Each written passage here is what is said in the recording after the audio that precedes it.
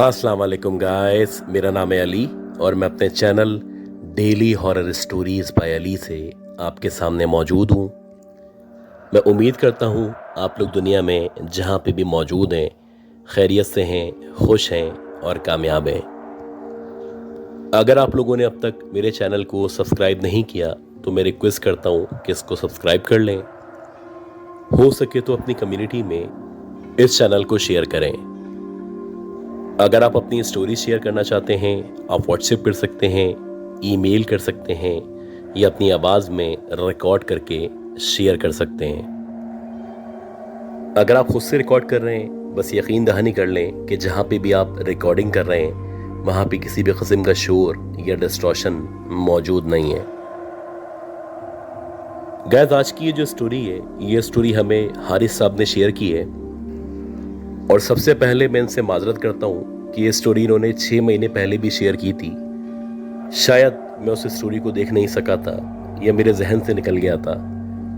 इन्होंने जब मुझे रिमाइंडर ईमेल किया तो मैं अब ये स्टोरी इनकी शेयर कर रहा हूँ। ये बताते हैं कि 2006 और 7 में ये पाकिस्तान में रहा करते थे और काफ़ी अरसे से प्लान कर रहे थे कि ये एब्रॉड मूव हो सकें। हालांकि मुख्तलिफ कंट्रीज़ में इनके जानने वाले मौजूद थे लेकिन कोई भी इनको सपोर्ट करने को तैयार नहीं था। और अनफॉर्चुनेटली हमारी सोसाइटी में हुआ भी यही करता है कि अगर कोई सेट होता है या किसी दूसरे मुल्क में होता है तो बजाय इसके कि वो उसको सपोर्ट करे वो उससे दूर होना शुरू हो जाता है। लिमिटेड रिसोर्सेज थी, इतनी ज़्यादा फाइनेंशियल पोजीशन अच्छी नहीं थी। खैर काफ़ी कोशिश के बाद, कहने सुनने के बाद इनको किसी ने कुछ पैसों का इंतज़ाम करके दिया और ये उसके बाद से ऑस्ट्रेलिया जाने के लिए तैयारी करने लगे। ये बताते हैं कि अल्लाह अल्लाह करके मुझे मौका मिला और मैं बहरहाल ऑस्ट्रेलिया में मेलबर्न के अंदर आ गया। अब वहाँ पे जाने के बाद सबसे बड़ा काम यह था कि मुझे वहाँ पे जॉब तलाश करनी थी और वहाँ पे भी इस तरह का ही माहौल था कि जो भी देसी लोग थे वो मदद करने के बजाय डीमोटिवेट किया करते थे। खैर इन्होंने मुख्तलिफ कंपनीज़ में मुख्तलिफ जगह अपनी एजुकेशन के मुताबिक अप्लाई करना शुरू किया लेकिन अनफॉर्चुनेटली काफ़ी कोशिशों के बावजूद भी इनको इनकी मर्ज़ी की जॉब नहीं मिल सकी। ये बताते हैं कि बिला आखिर जब मैं थक हार गया और मेरी हिम्मत ख़त्म होने लगी तो मुझे किसी ने मशवरा दिया कि यहाँ पे सिक्योरिटी कंपनीज़ में जॉब लगना बहुत ज़्यादा आसान हुआ करता है। लिहाजा मैंने मुख्तलिफ़ तरीक़ों से, मुख्तलिफ़ सोर्सेज से मुख्तलिफ़ सिक्योरिटी कंपनीज़ में अप्लाई करना शुरू किया और मेरी किस्मत के 15 से 20 दिन के अंदर अंदर मुझे एक इंटरव्यू कॉल आ गई और जब मैं वहाँ पे गया तो उन्होंने मुझे जॉब के लिए हायर कर लिया। अब उनकी टर्म्स एंड कंडीशन थे कि हम आपको हर 2 महीने के बाद या हर 3 महीने के बाद मुख्तलिफ जगहों पे तैनात करेंगे और आपको वहाँ पे सिक्योरिटी गार्ड के तौर पे काम करना होगा। अब क्योंकि मेरे पास रिसोर्सेज भी नहीं थे, पैसे ख़त्म हो चुके थे तो मैंने फ़ौरन से हामी भर ली। खैर जैसे ही मैंने इस कंपनी में ज्वाइन किया तो शुरू में कुछ ट्रेनिंग के बाद मुझे एक जगह भेजा गया और ये जो जगह थी ये मेलबर्न शहर से तकरीबन 700 किलोमीटर के फासले पे मौजूद थी। आप समझ लें कि एक छोटी सी काउंटी थी या छोटा सा एक इलाका था जहाँ पे आबादी ना होने के बराबर थी और करीबो जवार में मुकम्मल तौर पे सन्नाटा था या आप कह सकते हैं कि मुकम्मल तौर पे वीराना था। मुझे जहाँ पे सिक्योरिटी के लिए भेजा गया था बेसिकली गए वक्तों में ये एक हॉस्पिटल हुआ करता था जो कि 5 मंजिला इमारत पे मुश्तमिल था। अब ये जो हॉस्पिटल था क्योंकि ये काफ़ी अरसे से अबंडेंट था और उसको इस्तेमाल नहीं किया जा रहा था तो जब मुझे वहाँ पे तैनात किया गया था तो उसके करीब ही एक कमरा मेरी रिहाइश के लिए फराहम कर दिया गया था। मेरे जो ड्यूटी आवर्स थे वो रात के 9 बजे से सुबह के 9 बजे तक थे और इसके अंदर ओवर टाइम इंक्लूडेड था। खैर मुझे कहा गया था कि ये जो अबंडेंट हॉस्पिटल है आपको इसके ग्राउंड फ्लोर पे जो सारा खाली एरिया है या जो सहन नुमा हिस्सा है वहीं पे ही गेट के पास बैठना है और बस आपको इस चीज़ का ख्याल रखना है कि कोई भी बाहर से बंदा अंदर की तरफ ना जा सके। अब शुरू में जब मैंने वहाँ पे जाके अपना काम शुरू किया तो बज़ाहिर देखने से ही ये जो हॉस्पिटल था, ये जो इमारत थी, ये बहुत ज़्यादा खौफनाक लग रही थी और एक अजीब सी वीरानियत थी जो इस बिल्डिंग के अंदर मौजूद थी। अब क्योंकि मेरी जॉब की रिक्वायरमेंट थी कि मुझे 2 दफ़ा यानी कि ठीक 1 बजे रात को और सुबह तकरीबन 4 बजे इस पूरी बिल्डिंग का ऊपर तक चक्कर लगाना था और चक्कर लगा के चेक करना था कि कहीं कोई पीछे की तरफ से या आगे पीछे से हॉस्पिटल के अंदर एंटर नहीं हो गया हो। अब जब मैंने अपनी जॉब शुरू की तो तकरीबन 3 या 4 दिन बड़े सुकून से गुजरे और मुझे किसी भी किस्म का खौफ महसूस नहीं हुआ। लेकिन एक दफ़ा ऐसा हुआ कि जब मैं ऊपर की तरफ गया तो मेरा ख्याल है कि मैं 4th फ्लोर पे मौजूद था। मुझे एकदम से ये जो अंदर कमरे बने हुए थे उस तरफ से खटर पटर की आवाज़ आना शुरू हुई। अब जब मुझे आवाज़ आई तो मैंने उस तरफ टॉर्च मारा और जब मैंने वहाँ पे टॉर्च मारा तो मैंने देखा कि वहाँ पे एक बिल्ली बैठी हुई थी और मुझे लगा कि शायद ये बिल्ली ने ही कोई चीज़ गिराई है और ये उसकी ही आवाज़ थी। खैर बिल्ली को देखने के बाद मैं दोबारा से मुड़ा और स्टेयर से होता हुआ 5th फ्लोर पे गया और फिर वापस स्टेयर से नीचे आ गया। अब ये रात तो खैरियत से गुजर गई। इसी तरह जब अगली रात मैं तकरीबन रात के 4 बजे ऊपर का चक्कर लगा रहा था तो जब मैं 3rd फ्लोर पे पहुंचा तो उसका जो आखिरी वाला रूम था जो वॉशरूम के बराबर में मौजूद था, उस रूम के नीचे से यानी जो दरवाजे की झिर्री होती है उधर से कुछ लाइट या रोशनी बाहर की तरफ आ रही थी। अब जैसे ही मैंने रोशनी को देखा तो एकदम से मेरे कान खड़े हो गए और मैं हैरान था कि इस अबंडन हॉस्पिटल में भला ये जो रोशनी है वो अंदर की तरफ से कहाँ से आ रही है। और ये जो रोशनी बाहर की तरफ आ रही थी ये एक जैसी नहीं थी जैसे कि आमतौर पे लाइट या सेवर की सूरत में रोशनी एक जैसी हुआ करती है। ये रोशनी एकदम से कभी कम हो रही थी, कभी एकदम से बढ़ रही थी और बज़ाहिर बाहर से दिखने से ऐसा लग रहा था जैसे अंदर शायद मोमबत्ती जल रही है। खैर जब मैंने उस रोशनी को देखा तो आहिस्ता आहिस्ता मैंने उस कमरे की तरफ बढ़ना शुरू किया। अब जैसे जैसे मैं उस कमरे के करीब जा रहा था या उसकी तरफ बढ़ रहा था वैसे वैसे मुझे लग रहा था कि अंदर से किसी के बातें करने की या आपस में गुफ्तगू करने की आवाज़ महसूस हो रही है। बहरहाल जब मैं उस कमरे के बिल्कुल सामने पहुंचा तो बाकायदा लगा कि अंदर बहुत सारे लोग मौजूद हैं जो आपस में बातें कर रहे हैं। खैर अब मैंने सोचा कि मैं बराह रास्त दरवाज़ा नहीं खोलूँगा। ये जो खिड़की है जो कि साइड में मौजूद है, मैं वहाँ से चुपके से अंदर झांकने की या देखने की कोशिश करता हूँ। जैसे ही मैंने खिड़की की तरफ से अंदर की तरफ देखना शुरू किया तो मैंने देखा कि सामने एक टेबल रखी हुई है और इस टेबल के बीच में एक मोमबत्ती जल रही है।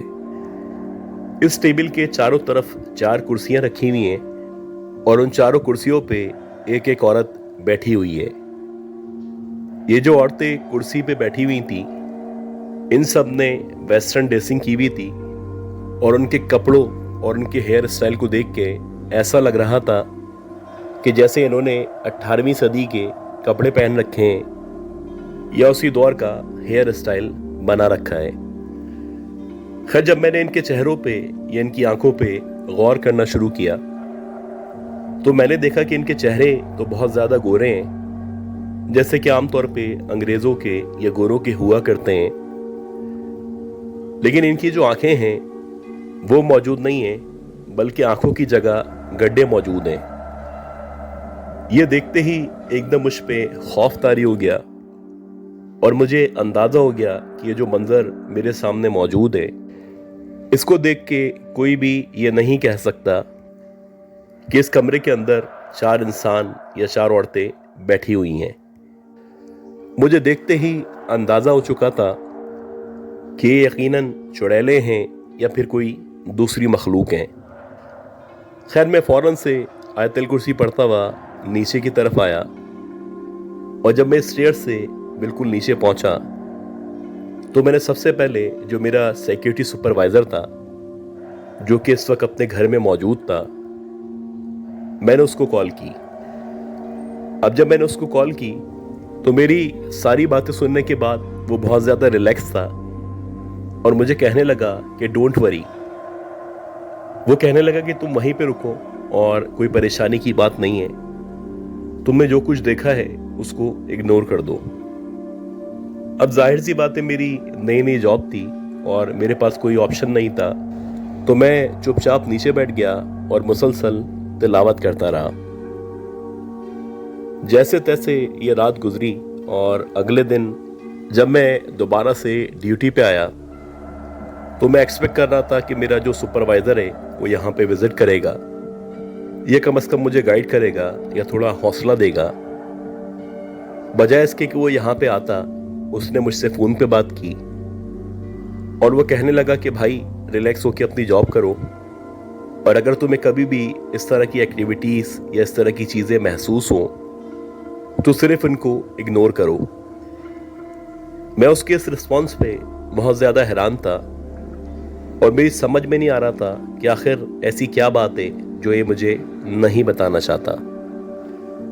खैर मैंने दोबारा से जो अपनी जॉब थी वो स्टार्ट की।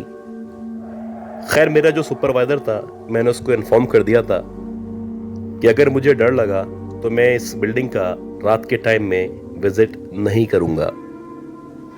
अब मैं वैसे ही अपनी ड्यूटी अंजाम दे रहा था और मुझे लग रहा था कि कल की निस्बत आज कदरे सुकून है।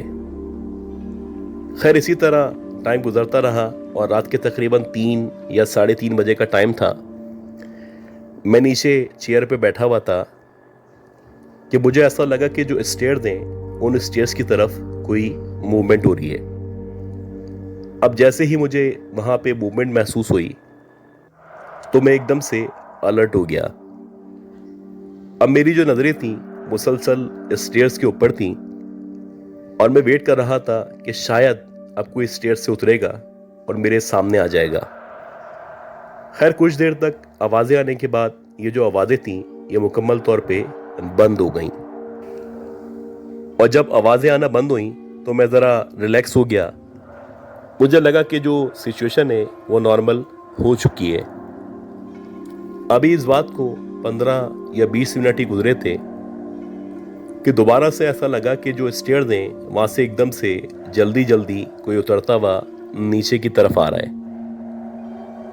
अब मैं दोबारा से स्टेयर्स की तरफ देख रहा था तो मैंने देखा कि वाकई में एकदम से स्टेयर्स की तरफ से एक औरत बाहर की तरफ आई जिसने वाइट कलर का ड्रेस पहन रखा था, और वो जो ड्रेस था वो वैसे ही वेस्टर्न ड्रेस था।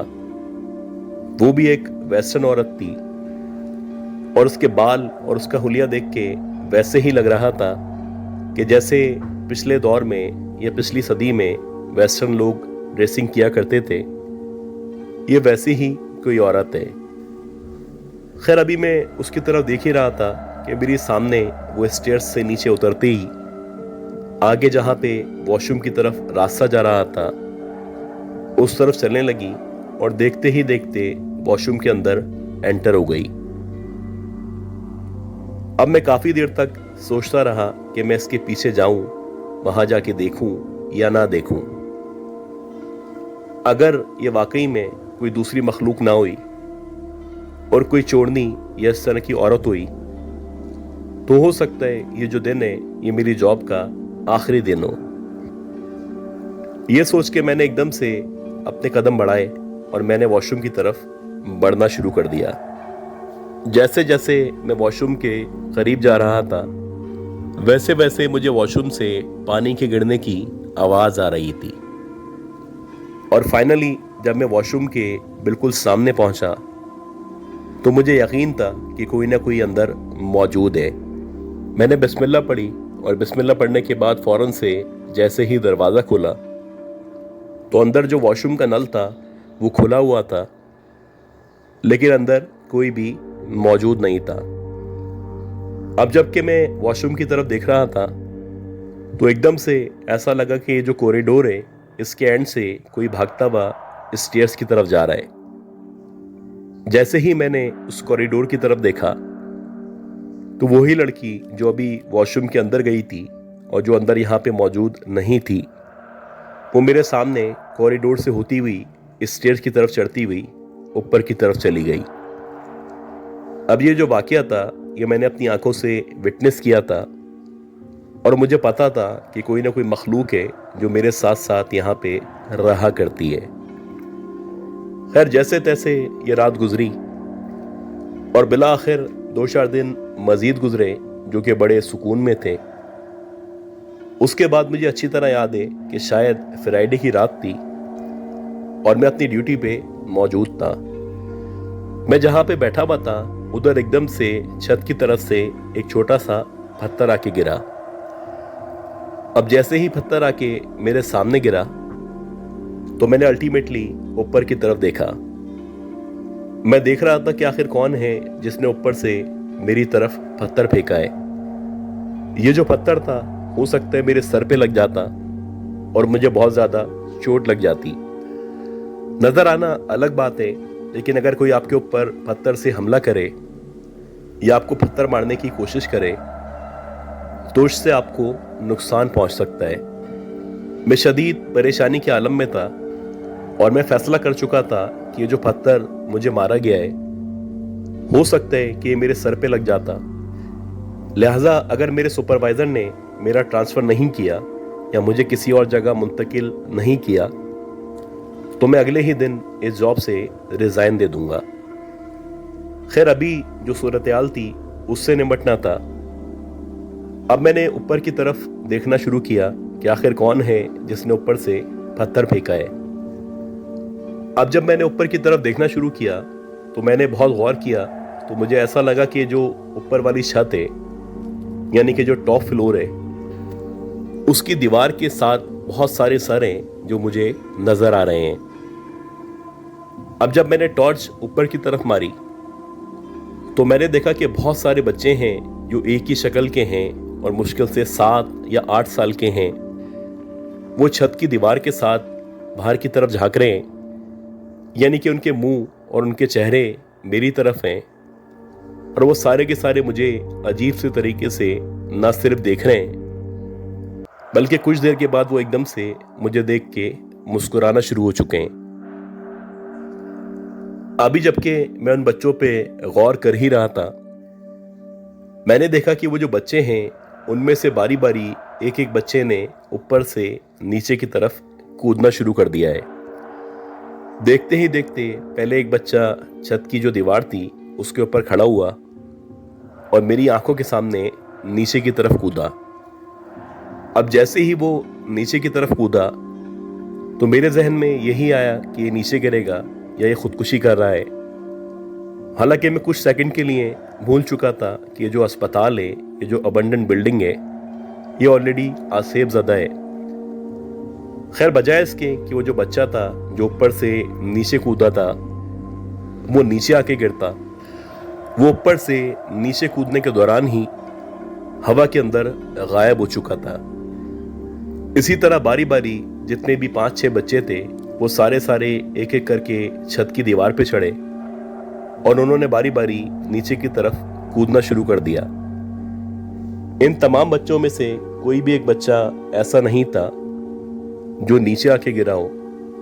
सारे के सारे बच्चे ऊपर से नीचे आने के दौरान ही हवा में गायब हो चुके थे। एक अजीब मंजर था जो मैं अपने सामने देख रहा था।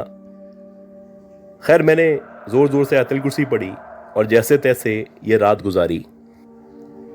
अगले दिन सीधा मैं कंपनी का जो हेड ऑफिस था वहां पे पहुंचा और वहां जाके मैंने अपने सुपरवाइजर के बिहेवियर के बारे में और जो वाकयात मेरे साथ पेश आ रहे थे उन तमाम वाकयात के बारे में कंपनी को आगाह किया।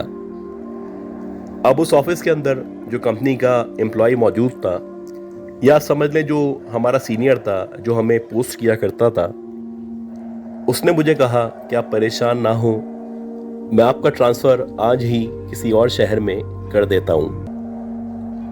और ऐसे ही हुआ कि उसके बाद जो मेरा ट्रांसफ़र था किसी और जगह कर दिया गया। अल्लाह का शुक्र है कि उसके बाद से मेरे साथ ना ये वाक़यात पेश आए और ना ही मुझे कभी इस तरह की चीज़ें महसूस हुई।